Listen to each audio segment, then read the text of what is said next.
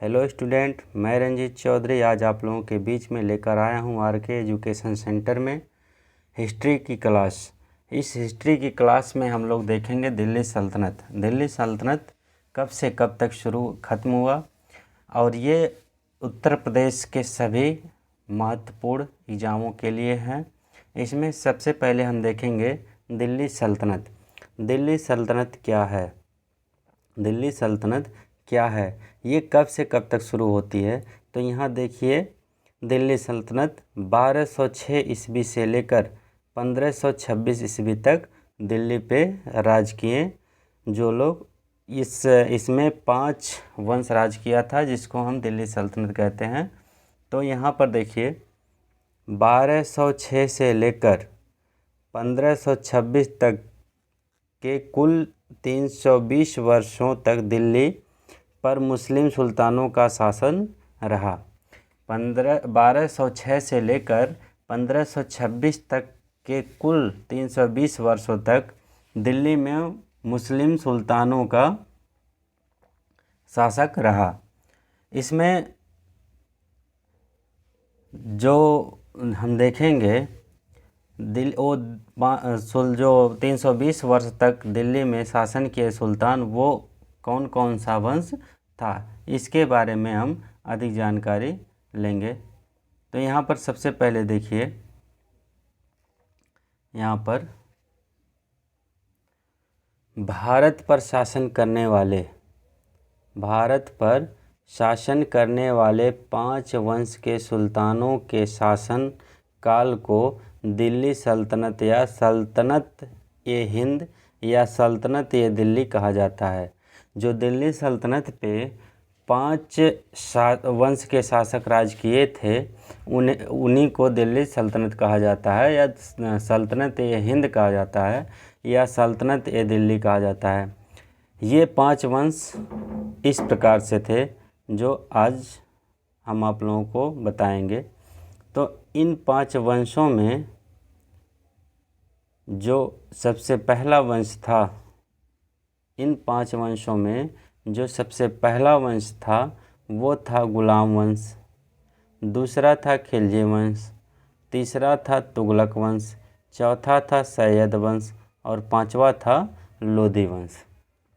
पांचवा लोधी वंश था, जिसमें से गुलाम वंश की बात जो हम करेंगे तो गुलाम वंश 1206 से 1290 तक था। 1206 से 1290 तक था। 1290 तक था। और खिलजी वंश की बात करें तो 1290 से 1320 तक था। फिर तुगलक वंश की बात करें तो वो सन 1320 से 1414 ईस्वी तक था। फिर अगला सैयद वंश की बात करें तो 1414 से 1451 तक था। फिर लोधी वंश की बात करें तो 1451 से 1526 ईस्वी तक था। तो ये 5 वंश जो थे ये 1526 तक राज किए। 1206 से लेकर 1526 तक राज किए। उसके बाद इसमें देखिए, ये पहला पॉइंट जो हमारा है, इनमें 4 वंश मूलतः तुर्क थे।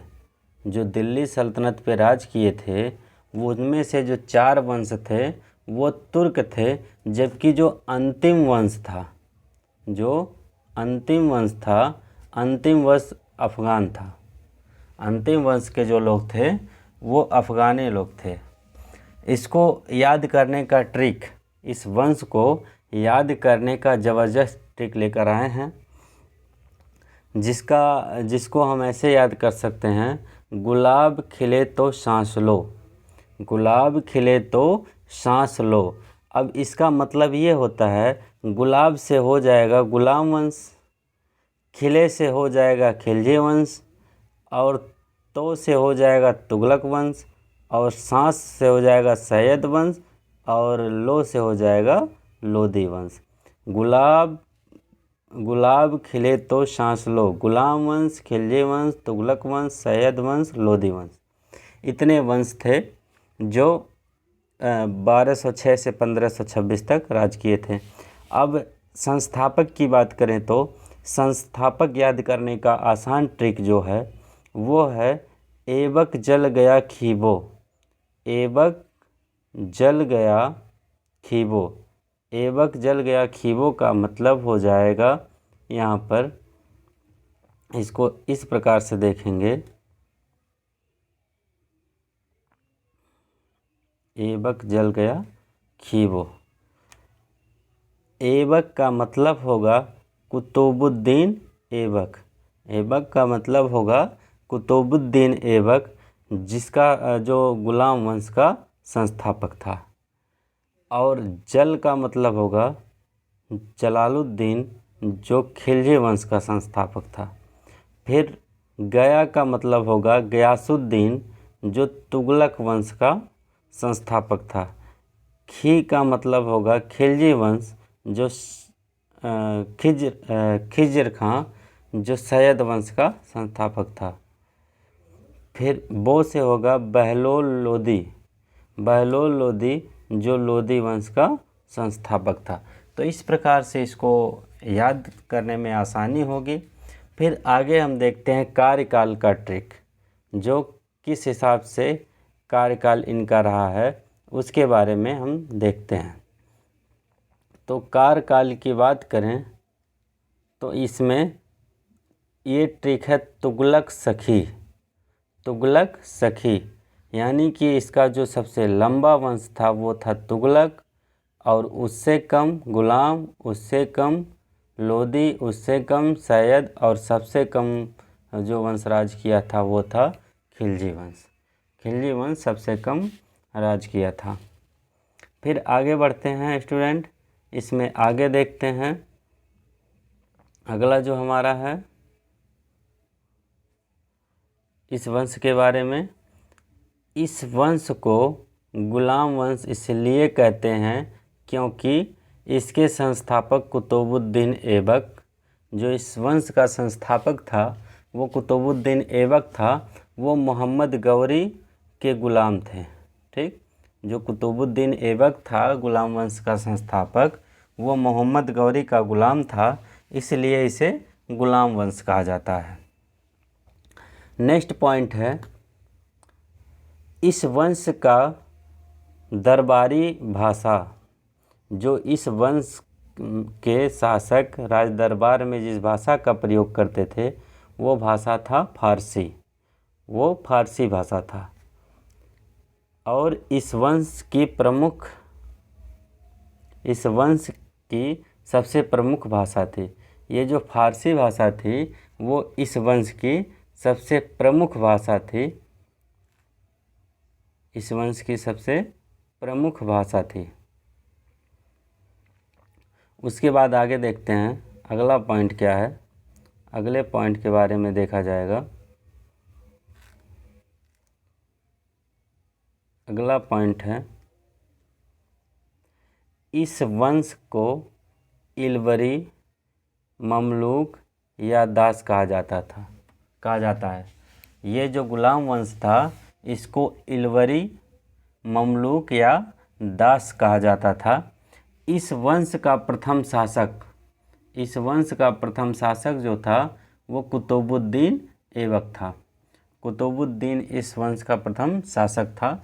तो आइए अब देखते हैं कुतुबुद्दीन ऐबक के बारे में, जो गुलाम वंश का संस्थापक था, उसके बारे में थोड़ा जानकारी लेते हैं। तो सबसे पहले शुरू होता है गुलाम वंश। सबसे पहले गुलाम वंश शुरू होता है, और इसमें हम बता दें गुलाम वंश में कुल कितने शासक थे। तो गुलाम वंश में कुल 11 शासक यहाँ पर जो आप लोगों को दिखाई दे रहा है। जो पहला शासक था कुतुबुद्दीन ऐबक, जो कुतबी वंश का था। कुतुबुद्दीन ऐबक जो कुतबी वंश का था। दूसरा था आराम शाह। तीसरा था इल्तुतमिश, जो सम्मी और इलवरी वंश का था। और चौथा था रुकनुद्दीन था। और पांचवा रजिया सुल्तान थी। छठवां बहराम शाह था। और सातवां अलाउद्दीन महमूद शाह था। और 8वां जो था वो नसीरुद्दीन शाह था।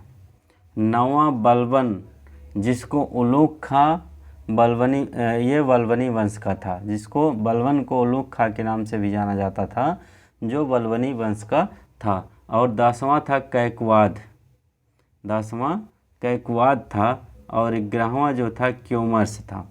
तो इस प्रकार से 11 शासक गुलाम वंश में थे। इसको आगे देखते हैं हम अगला पॉइंट के बारे में, कुतुबुद्दीन ऐबक। कुतुबुद्दीन ऐबक, कुतुबुद्दीन ऐबक जो था वो जो शासन किया था वो 1206 से 1210 ईस्वी तक किया था। 1206 ईस्वी से लेकर 1210 ईस्वी तक ये शासन किया था, जो टोटल 4 वर्ष था। तो इसका जो पहला पॉइंट है उसके बारे में देखते हैं। ऐबक मोहम्मद गौरी के 3 प्रमुख गुलामों में से एक था। जो कुतुबुद्दीन ऐबक था वो मोहम्मद गौरी के जो 3 गुलाम थे उसमें से ये प्रमुख गुलाम था। मोहम्मद गौरी के मृत्यु के बाद, जब मोहम्मद गौरी की मृत्यु हो गई उसके बाद ऐबक स्वयं को लाहौर का स्वतंत्र शासक घोषित किया। ऐबक के मरने के बाद मोहम्मद गौरी के मरने के बाद ऐबक स्वयं को लाहौर का शासक घोषित कर लिया। इसके बाद आगे देखते हैं अगला पॉइंट जो है, अगला पॉइंट है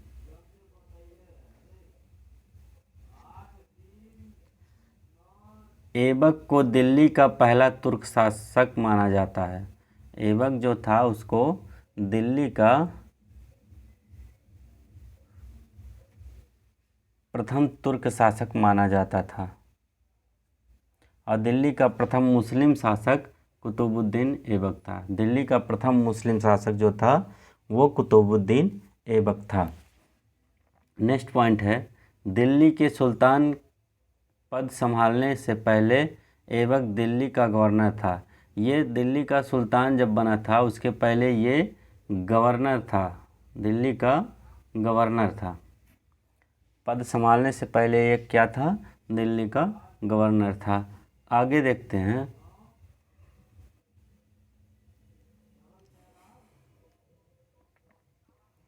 ऐबक ने सुल्तान की उपाधि नहीं धारण की, बल्कि मलिक तथा सिपह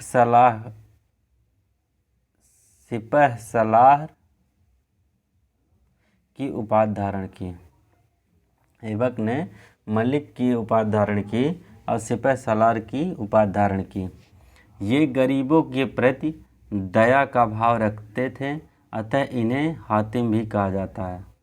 ये गरीबों के प्रति दया दिखाता था जिसके कारण इसको हातिम भी कहा जाता था। ये लाखों का दान देने वाला शासक था। ये लाखों का दान देता था, अतः इसे लाख बख्श के नाम से भी जाना जाता था। अगला है इसका पॉइंट, अगला पॉइंट जो है, इसे पूरा कुरान याद था, इसलिए इसे कुरान खान भी कहा जाता है। इसको पूरा कुरान याद था इसीलिए इसे कुरान खान कहा जाता था। नेक्स्ट पॉइंट जो है, इसके दरबार में मिनहाज उल सिराज रहते थे। जो कुतुबुद्दीन ऐबक का दरबार था इसमें मिनहाज उल सिराज नामक लेखक रहते थे, जिन्होंने तबकात नासरी पुस्तक लिखी थी। किस पुस्तक को लिखी थी? तबकात नासरी पुस्तक को लिखे थे। इनके दरबार में हसन निजामी भी थे, जिन्होंने ताज उल नासरी पुस्तक लिखी, फिर नेक्स्ट पॉइंट जो है, ऐसा माना जाता है कि किसी संस्कृत विद्यालय के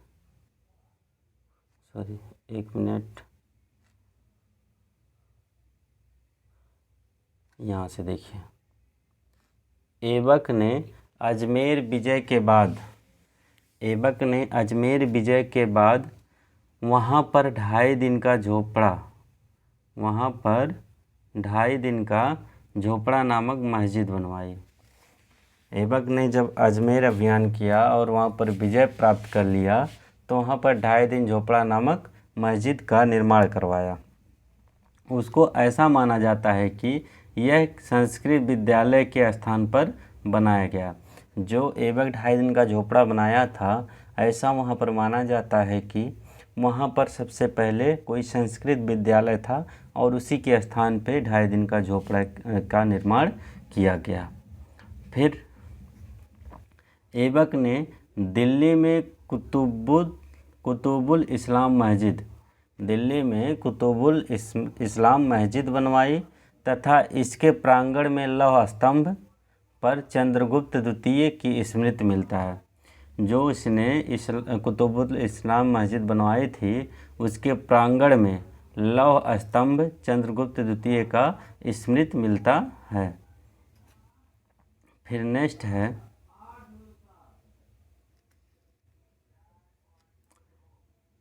इंडो इस्लामिक कला का सबसे पहला उदाहरण कुतुबुल इस्लाम मस्जिद मिलता है।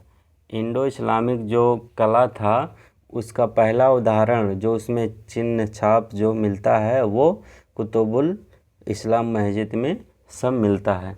यह भारत की पहली मस्जिद थी। भारत में जो मस्जिद निर्माण हुआ था उसकी भारत की पहली मस्जिद थी जो कुतुबुद्दीन ऐबक ने बनवाया था। कुतुबुद्दीन ऐबक के गुरु बख्तियार काकी थे। जो कुतुबुद्दीन ऐबक था उसके गुरु जो थे वो बख्तियार काकी था। कुतुब मीनार बख्तियार काकी के याद में ऐबक द्वारा बनवाया गया था। जो दिल्ली में कुतुब मीनार बना है वो कुतुबुद्दीन ऐबक ने अपने गुरु बख्तियार काकी के याद में बनवाया था। फिर अगला नेक्स्ट पॉइंट जो देखते हैं, नेक्स्ट पॉइंट है ऐबक ने अफ़गानिस्तान के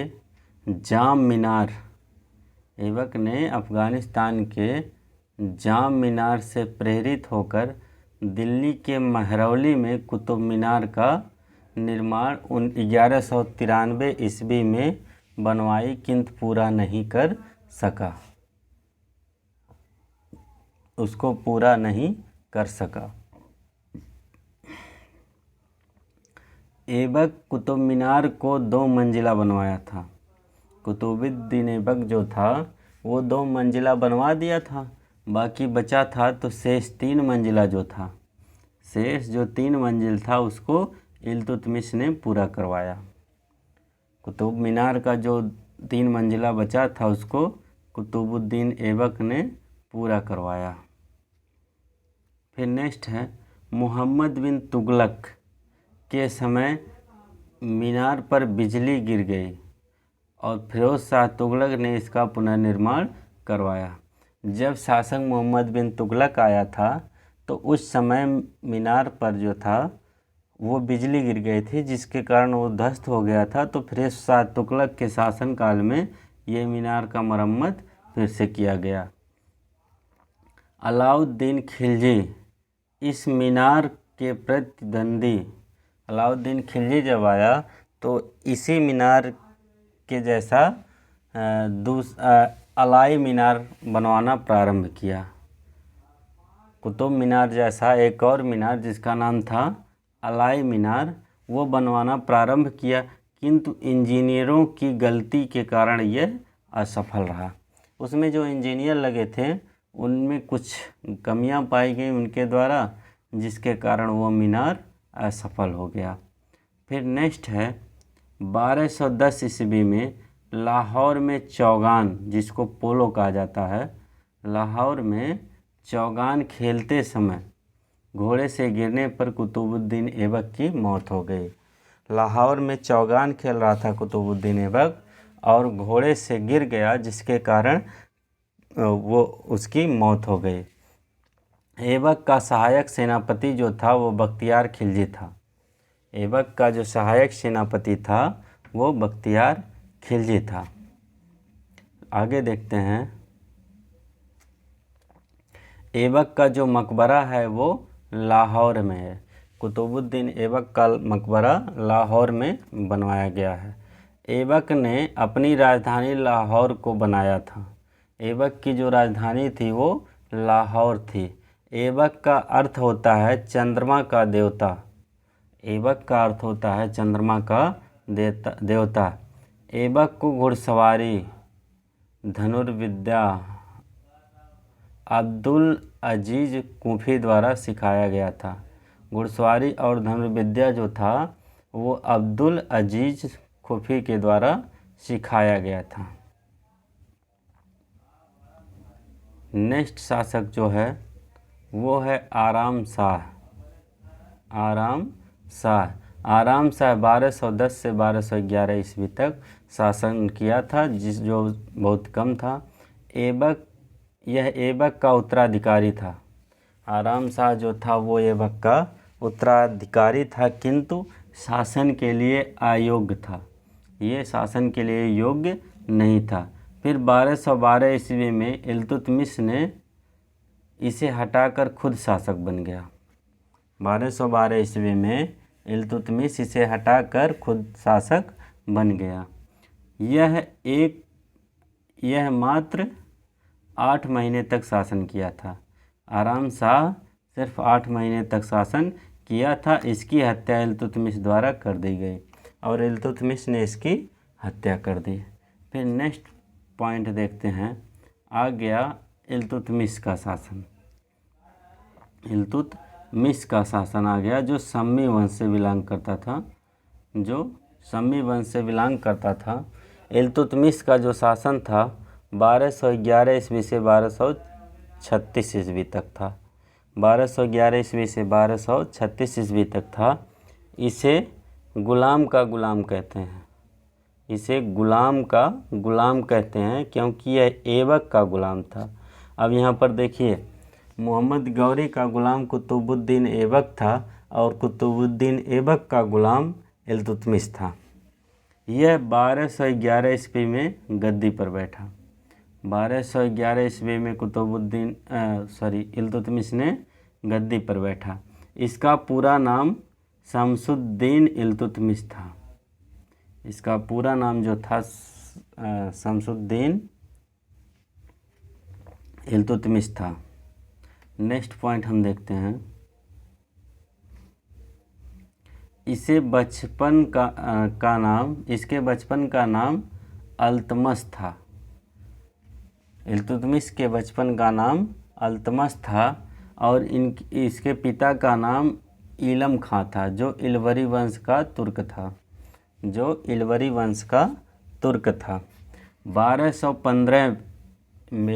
1215 के तराइन के द्वितीय युद्ध में इसने यल्दौज को पराजित किया।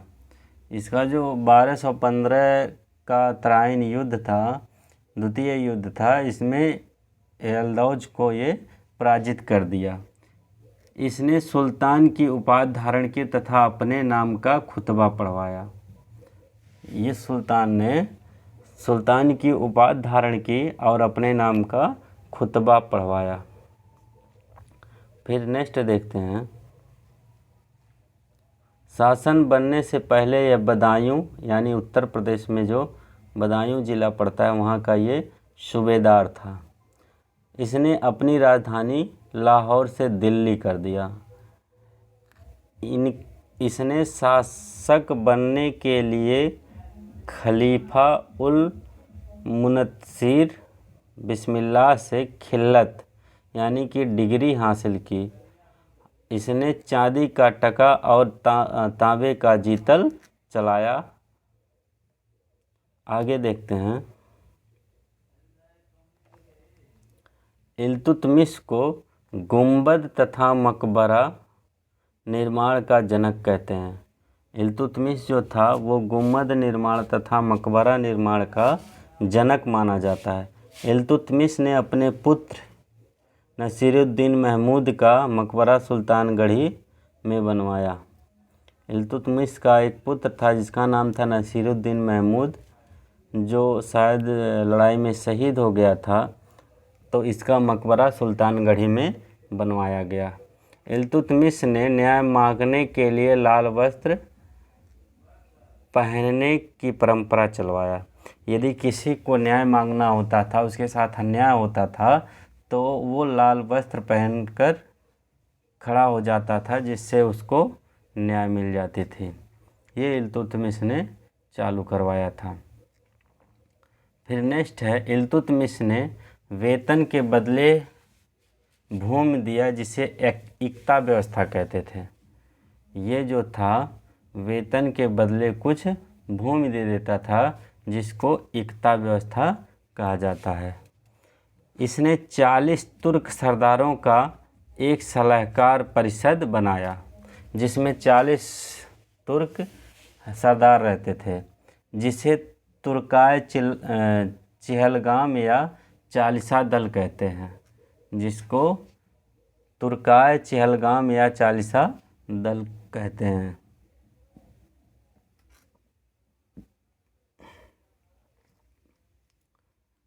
इसके समय जियाउद्दीन मागवर्नी, जो इल्तुतमिश जिस समय राज करता था, उस समय जियाउद्दीन मागवर्नी का पीछा करते हुए चंगेज खां दिल्ली की सीमा तक पहुंच गया। अतः इल्तुतमिश ने जियाउद्दीन को अपनी शरण नहीं दी। जब जियाउद्दीन मागवर्नी की पीछा करते हुए चंगेज खां दिल्ली की सीमा पे पहुंचा, लेकिन उस समय क्या हुआ था कि जियाउद्दीन को इल्तुतमिश शरण नहीं दिया था। इल्तुतमिश को शुद्ध इस्लामिक पद्धति का वास्तविक संस्थापक मानते हैं। इसे गुलाम का गुलाम भी कहा जाता था, जो आगे बता दिए। इसके आगे देखते हैं।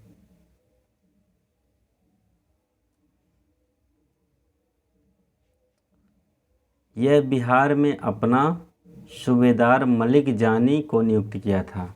जो बिहार का राज्य था, उसमें इसने अपने सूबेदार को नियुक्त किया था, जिसका नाम था मलिक जानी। यह शुद्ध अरबी सिक्का चलाने वाला प्रथम शासक था। इसने अरबी सिक्का चलाने वाला प्रथम शासक था। ख्वाजा मोइनुद्दीन चिश्ती की दरगाह को इल्तुतमिश द्वारा बनवाया गया था। जो चिश्ती का दरगाह है ख्वाजा मोइनुद्दीन का, उसे इल्तुतमिश द्वारा बनवाया गया था।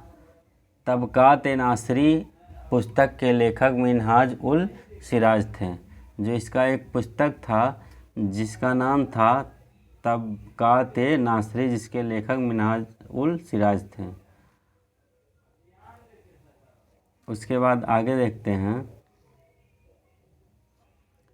1236 ईस्वी को इल्तुतमिश की मृत्यु हो गई। इसने अपने जीवन काल में ही रजिया सुल्तान को, इसकी जो पुत्री थी रजिया सुल्तान, उसको उत्तराधिकारी नियुक्त कर दिया था। जब इसकी मृत्यु हो गई, उसके पहले इसने रजिया सुल्तान को